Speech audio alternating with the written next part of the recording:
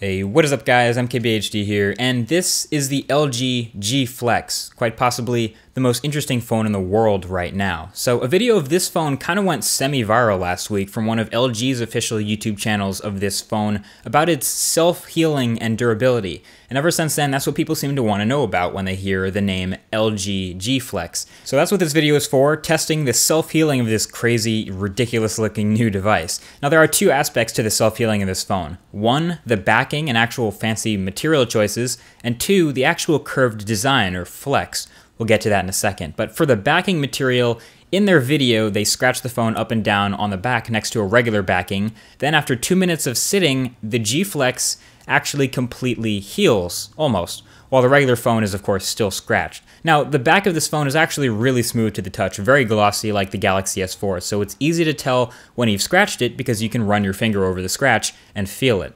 They have a bronze brush rubbing up and down the back of the phone with super even strokes. I'm not convinced that that translates into a real-life scenario unless you walk around with a Brillo pad or steel wool in your pockets. So I decided to do a full test of my own, the way I see a self-healing phone to be applicable, against your keys, because that's all I can think of that you'd put in the same pocket or bag as your phone. So it started off pretty smooth. I gave it a few clanks and scratches with the key to get it legitimately scuffed up and simulate being in the same pocket.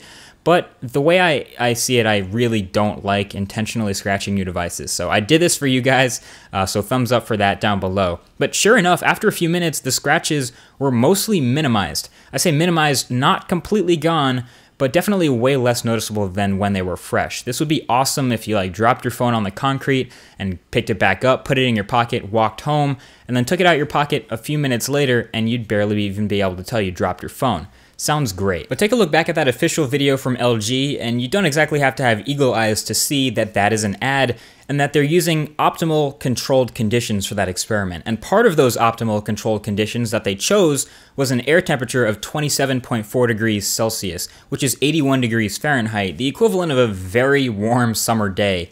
I don't have those conditions where I am right now. I'm by New York City. It's cold, it's windy, it's maybe 55 degrees Fahrenheit or 13 degrees Celsius on a nice day out here. So I decided to try to simulate some of the heat to heal it by actually rubbing against the scratches really fast for a bit. Now, as crazy as you may look, trying to warm up your phone by clutching it to your body or rubbing it really fast or playing some intensive games, as long as you're not microwaving it, you can actually accelerate the healing process a little bit by warming up the device, and that's a pretty neat trick. Now finally, I took a knife and took a deep scratch clean across the back of the device, right under the LTE-A logo, and tried a few things to warm up the device and heal it, and it's been a few hours since then, but the knife scratch isn't completely gone. In fact, it's still, it's about halfway gone, barely noticeable now, and that's still way better than any other traditional phone material, but it does take a while to heal. That's still impressive though.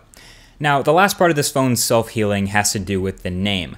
G Flex. Ladies and gentlemen, do not try this at home with your smartphone unless somehow you also have an LG G Flex.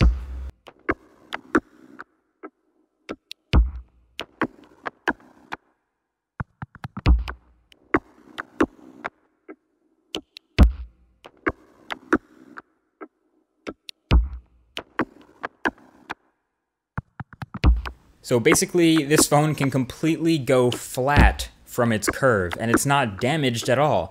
Internally, I have no idea what's going on here. It has a 3,500 milliamp hour battery, that's huge. It has a 6-inch display, that's also huge. And it has all the usual parts like processor, RAM, and everything, but it does hold up to the flexing just like they demonstrate in their ad, which is very impressive. Pretty much no other phone, especially the other curved ones that we're looking at, Samsung Galaxy Round, will come near this sort of resiliency. So in the end, these two curved devices out right now that are the most popular are named quite perfectly. The Samsung Galaxy Round is just that. It's rounded. And the LG G Flex, well, it actually flexes, and that's pretty impressive. Anyway, be sure to subscribe to be first to catch the full review of the G Flex, plus much more tech on the way. You probably saw the PS4 stuff that I'm going through right now. Thank you for watching, and I'll talk to you guys in the next video. Peace.